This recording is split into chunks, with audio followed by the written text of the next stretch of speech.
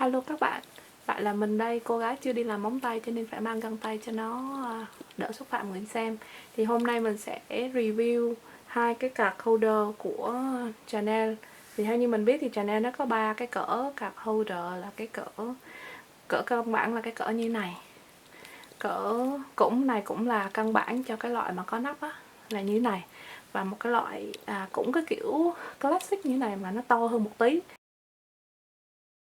Cái đó nó to như một cái gần như một cái ví nhỏ luôn á, to như một cái ví gấp 3 á.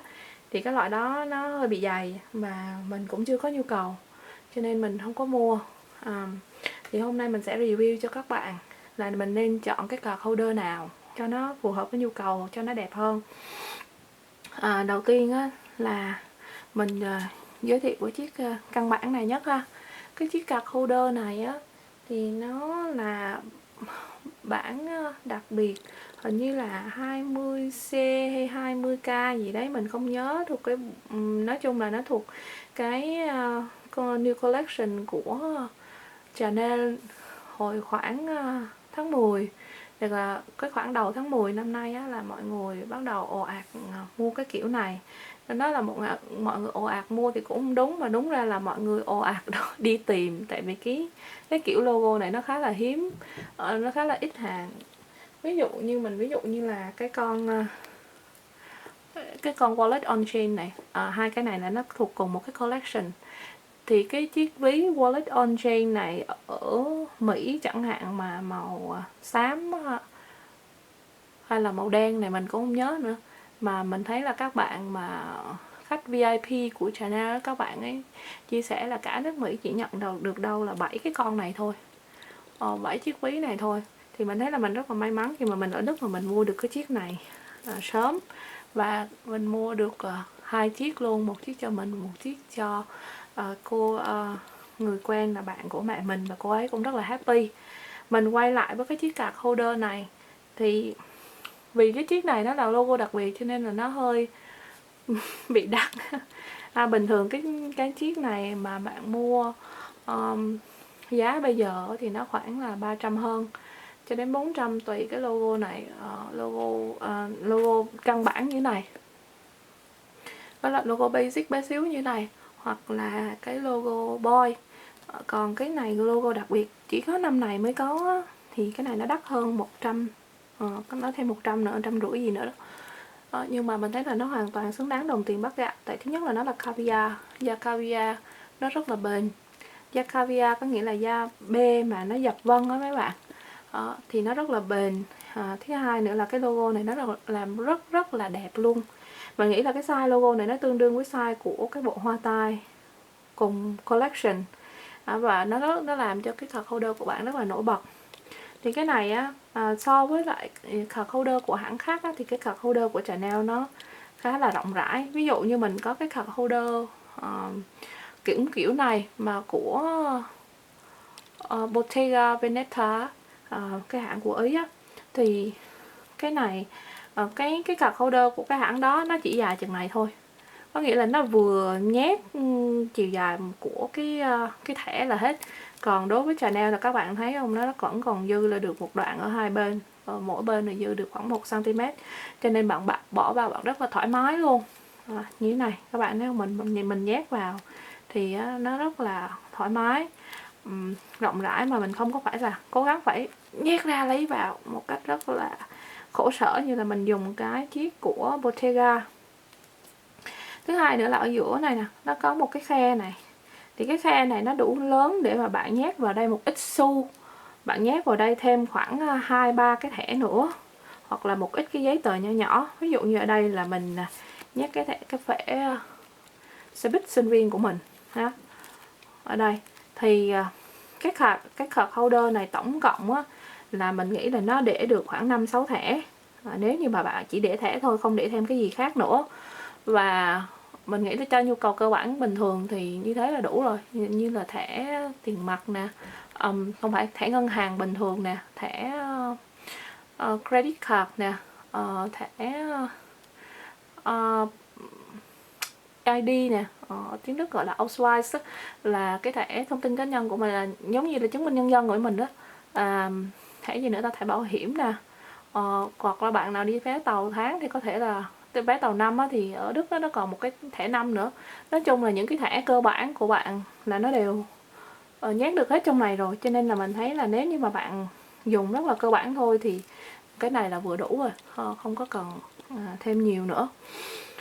Đấy, cái là câu chuyện của cái này. Nhưng mà mình thì mình không có dùng như thế, mà mình là cái gì cũng thẻ luôn.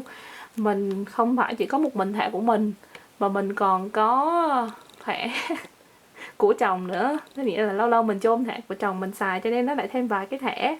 Rồi sau đó là ngoài cái thẻ ID cá nhân, rồi ngoài thẻ ngân hàng căn bản thì mình còn có thẻ bảo hiểm, rồi mình còn có các cái thẻ mua sắm. Thẻ mua sắm của mình là nó không chỉ là để tích điểm, mà ví dụ như là đối với cái shopping ở Breuninger, là một cái trang mua sắm luxury khá là có tiếng ở Đức á, thì nó giống như cái credit card luôn. Mình dùng cái thẻ đó mình trả tiền, rồi sau đó người ta sẽ gửi hóa đơn rồi cho mình thanh toán sau. Thì đối với cái thẻ đó mình cũng nhét luôn vào đây luôn, cho nên là một lần mình đi ra đường mình có rất là nhiều thẻ. Và vì thế cho nên là cái này nó không có đủ. Mình tổng cộng á, một lần mà mình đi ra đường mà mình mang hết cái thẻ để mình cho an tâm á, thì là cũng phải là cả chục thẻ như thế này. Có nghĩa là nguyên cái shop này cộng với cái shop này nữa, còn là cái đống mà cơ bản mình đi ra đường, chưa kể các cái loại thẻ thành viên, rồi thẻ giảm giá, rồi thẻ tích điểm bla bla bla, là mình còn ở một bao khác nữa. Cho nên là cái này không thôi thì nó không đủ cho nhu cầu của mình, mà mình cần phải có thêm cái này. Thì cái này thì các bạn thấy là nhìn vào là đã thấy cái sự rộng rãi của nó rồi ha.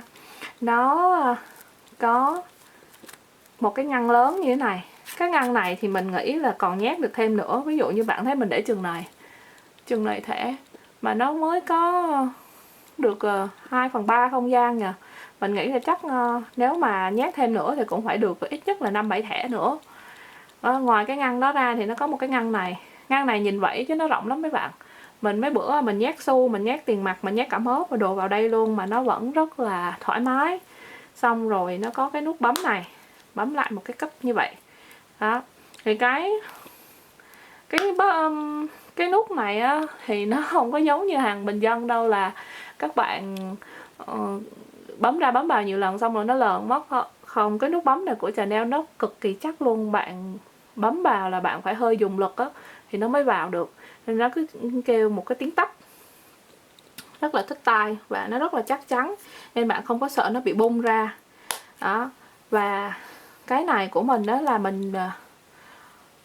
mình nhờ bạn của mình mua ở Anh, tại vì cái mẫu classic này nó cực kỳ khó săn. Và cái này là light gold hardware, có nghĩa là nó là màu vàng champagne á, nó không phải là màu bạc, nó cũng không phải là cái màu vàng đậm cổ điển mà mọi người hay thấy, mà này cái màu vàng champagne thì mình cực kỳ thích nó luôn, nó xinh quá trời. Thì cái này cũng là da caviar. Da caviar cho bạn nào không biết thì nó là da B mà có dập vân. Thì đây là cái loại da bền nhất của Chanel.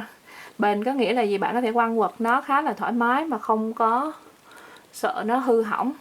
Mình quên giới thiệu là đằng sau này có một ngăn nữa mà mình hiếm khi mình xài tới, tại vì là mình ít có nhu cầu xài tới, chứ không phải là mình chê bai gì nó. Thì cái ngăn này nè, bạn lại có thể nhét thêm thẻ, chắc cũng phải được 2 thẻ, hoặc là bạn nhét tiền mặt, hoặc là bạn nhét xu, hoặc là bạn ví dụ như bạn đi đâu mà bạn lấy hóa đơn này kia, bạn có thể nhét lại, bạn bỏ vô đây. Đấy, thì cái thẻ này á, lúc đầu mình nhìn trên website mình bảo là cái này nhỏ xíu làm sao mà xài. Cái đến lúc mà mình mua về thì mình mở ra thì mình happy quá trời luôn, tại vì nó to thật. Nó bạn thấy là nó bề ngang thì nó là như thế này thôi, nhưng mà nó dày hẳn như thế này. Nó thành ra là thật ra là nó như một cái chiếc ví nhỏ luôn, chứ nó không chỉ đơn thuần là chỉ để đựng card không thôi. Nếu như mà bạn chỉ cần một cái chiếc card holder thôi, và theo kiểu là bạn dùng rất là nhiều thẻ và bạn muốn an tâm á, là đi đâu cũng có thể mang theo, cầm một phát một là có tất cả mọi thứ mình cần, thì mình recommend bạn mua cái này. Hoặc là bạn dùng quá nhiều thẻ như mình và bạn muốn là chia ra, là một bên đó là cái thẻ tính tiền, thẻ thanh toán quan trọng, mà một bên đó là những thẻ ít quan trọng, ít xài tới hơn. Thì bạn có thể là như mình ham hố mua cả hai cái. Một cái là mình để những cái thẻ thanh toán quan trọng ở đây, một cái là mình để những cái thẻ còn lại cũng quan trọng nhưng mà ít được sử dụng tới hơn. Thì lúc nào mình cần là mình chỉ cần lấy ra lấy một trong hai cái mà mình biết là nó ở bên nào thì mình lấy cho nó tiện hơn.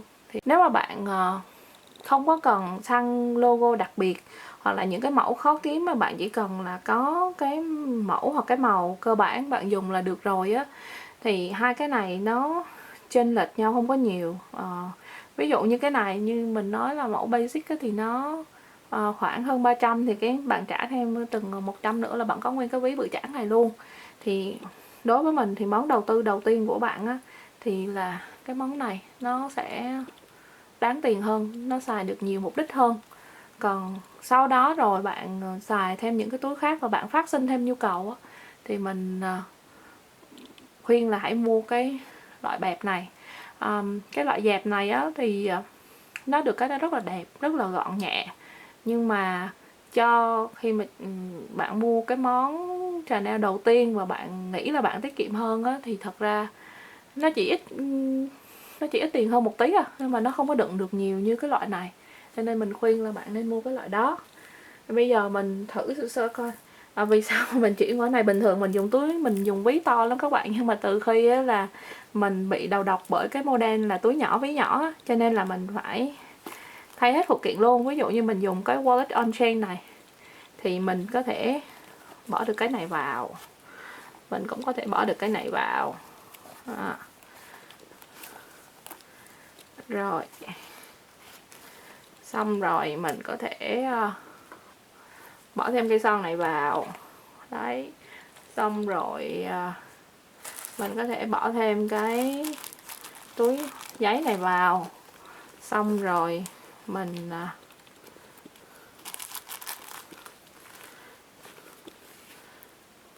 đóng lại đó. Nó hơi chật một chút xíu nhưng mà nó vẫn ok đây. Thì là khi mà mình dùng cái wallet on chain thì mình có thể bỏ hết tất cả những thứ này vào. Nhưng mà thật ra nếu đúng ra để dùng wallet on chain á, thì là lý tưởng nhất là bạn chỉ cần cái thẻ bẹp này thôi. Còn những cái thẻ linh tinh đó bạn nhét vào những cái khe ở trong này, một cái đó mình sẽ review sau ha. Thì bạn thấy cái wallet của mình đẹp không?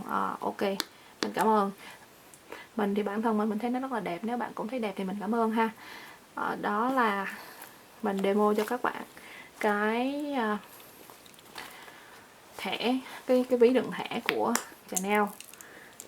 Bây giờ rồi, nếu mà các bạn còn có câu hỏi gì thì các bạn cứ comment ở phía dưới ha. Mình sẽ lâu lâu mình sẽ làm cái video tổng hợp về các câu hỏi của các bạn và mình trả lời. Cảm ơn các bạn đã theo dõi cái video này của mình, và hy vọng là các bạn sẽ tìm được cái món Chanel và các bạn ưng ý.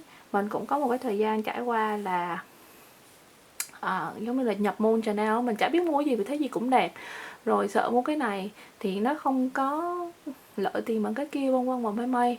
Thì mình sẽ ở đây mình sẽ hỗ trợ các bạn đưa ra những cái quyết định sáng suốt, đúng đắn, hoặc là giúp các bạn có được những cái buổi shopping vui vẻ ở các boutique Chanel, và về nhà không có hối hận là mình đã mua làm món. Tại vì bạn mua nhầm ở Chanel hoặc là LV á, thì bạn sẽ không có được hoàn tiền này đâu, mà bạn chỉ lấy được cái coupon thôi, những cái gọi là store credit. Là giống như bạn sẽ lấy cái good side, tiếng Đức gọi là good side, và sau đó là bạn sẽ phải quay lại cửa hàng mà mua, chứ bạn không có lấy lại được tiền mặt đâu ha. Cho nên là hy vọng là các bạn sẽ nhờ cái video của mình, các bạn sẽ tìm được cái món mà các bạn happy và ưng ý. Cảm ơn mọi người đã theo dõi video của mình ha. Bye bye các bạn, hẹn các bạn lần sau.